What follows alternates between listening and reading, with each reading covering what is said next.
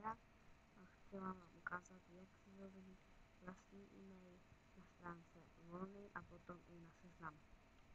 Takže jako první otevřete si svůj internetový prohlížeč a napíšeme si tam nahoru www.volny.tv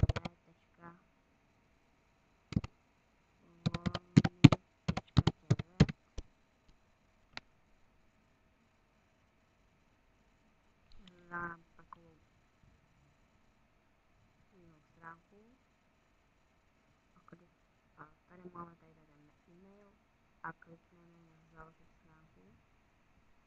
Uživatelské jméno můžete si říct jakýkoliv, já si napíšu Martin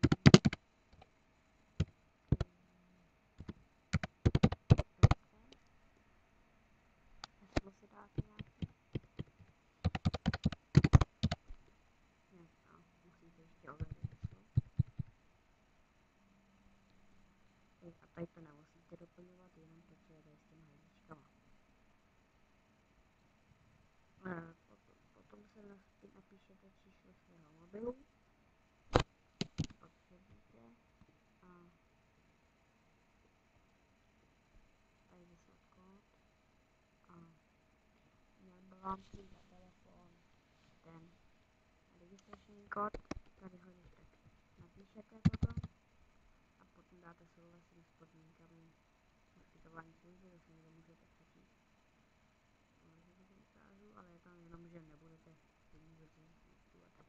Potom dáte dokončit a ono se vám to udělá. Takže znova napíšete tam to je jenom moje heslo, si dám nějaký.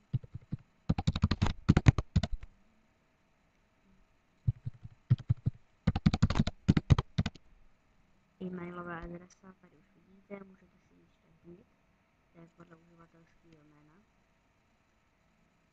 A zase napíšete kód, tady, zaslat kód, a potom vám to tady přijde, já už mám taky mail na tomhle, takže mi to jde a dáte souhlasím.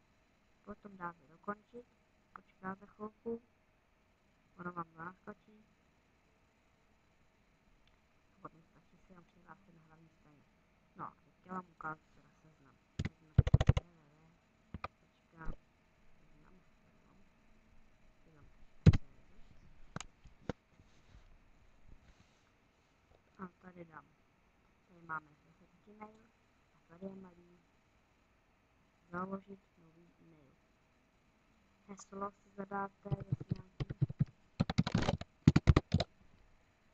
heslo znovu.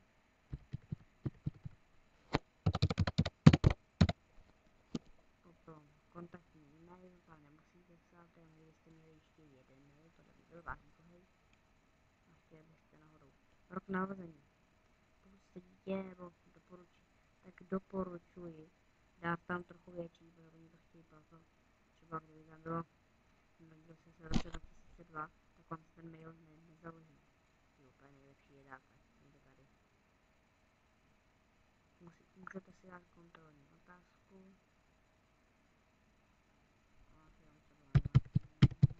Dám tak plácnu, asi nevidíte. Věřovací kód. Opíšete ten dole a to je zase souhlasím s těmi podmínkami, tak se můžete přečíst, založit stránku a zase jak jsem říkal, neměli jste taky nic platí, protože jsem si tam založil dva účty, tak to tady máte napsané všechno. No tak ještě vám ukážu mail na Google. Napíšete www.google.com a tady si napíšu, tady si dám další a tady je Gmail, tady ale tady je. Na to klikneme a pustí se nám tohle, tady máte normálně přiložit a tady máte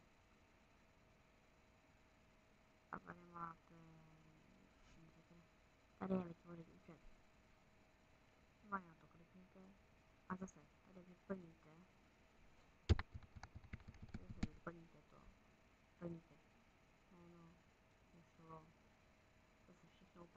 systém, který to musíte dát a potom zase další krok a založí vám to automaticky účet i na Google Plus. To bude moc bezpečný. No a kdybyste chtěli nějaké údaje, pište mi na ministrafci@volny.cz. Když tak vám odpovím do několika hodin a všechno vám ukážu. Když tak můžete navštívit i moji webovou stránku s naší party www.ministraf.net.cz. Není to ten originál Minecraft. Tak v příštím díle vám ukážu, jak si založit Minecraft server. Tak nashledanou a doufám, že to pro vás bylo všechny informace už